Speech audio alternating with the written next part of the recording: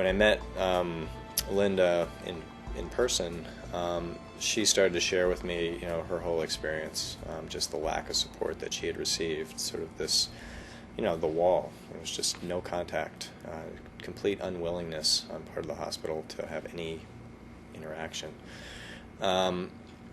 She shared a letter with me that she'd received, and I think what really hit me was when I saw the letter and saw how uncompassionate and just really really distant the whole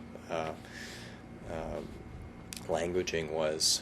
It all of a sudden just hit me that we were just broken.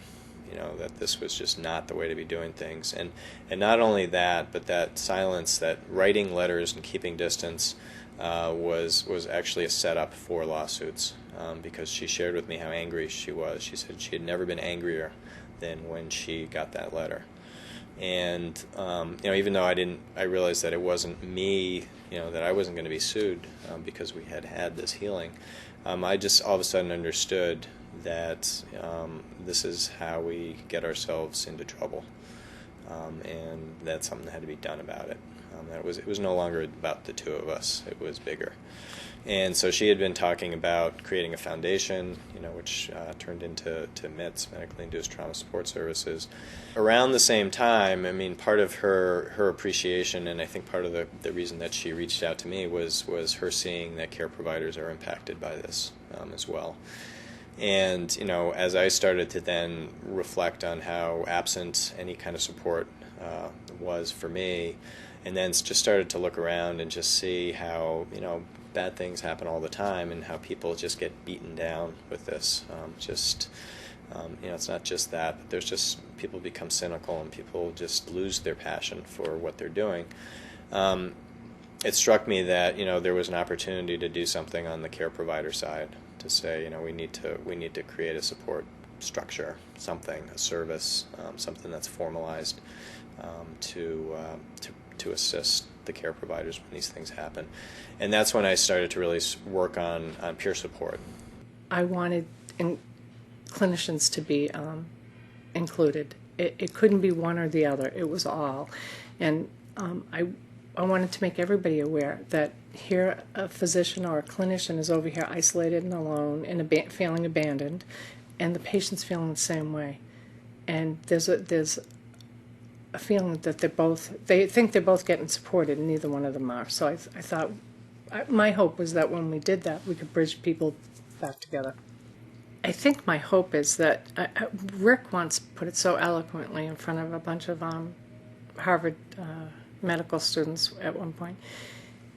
They were all cocky and young, and you could just see as he was talking, they were all kind of looking, saying, "It's not going to happen to me."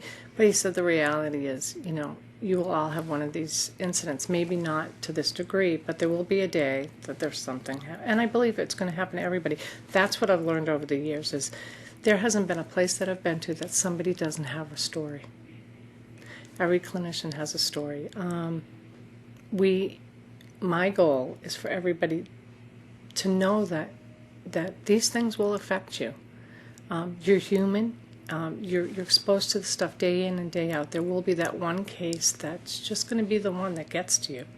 And my hope is that you won't have to go it alone.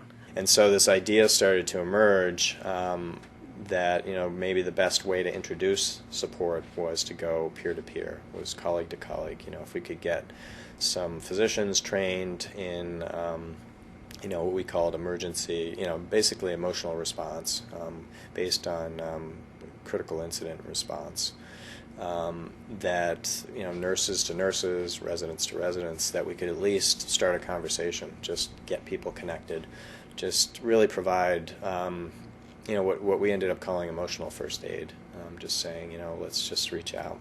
The patients, this is what the patients want. They want the truth, and they want it in a timely manner. That doesn't mean wait until your investigation is done to have the conversation. It's, acknowledge that something didn't go according to the plan. Acknowledge that you're sorry, given whatever the circumstances are, and that you are going to do an investigation and you plan on getting back to them with that information. And then the patients, like I just said, say acknowledge and then an apology. I don't think I was looking for an I'm sorry, but I certainly wanted somebody to acknowledge that. So those are the first two things, the truth and then the acknowledgement. And then they want to know what the institution's going to do to make sure it doesn't happen to somebody else. That is so important to people. And then the last thing is support. And this is being brought more and more into the fold. Before it was, the patients just want these things. No, they want support, but support looks different to different people. If you have these open, honest communications, you'll figure out what that support is. Everybody's an individual. So I think the first three are pretty much what everybody wants, but as far as that support, that's going to look different for everybody. And that there's no, like, step 4, do exactly this.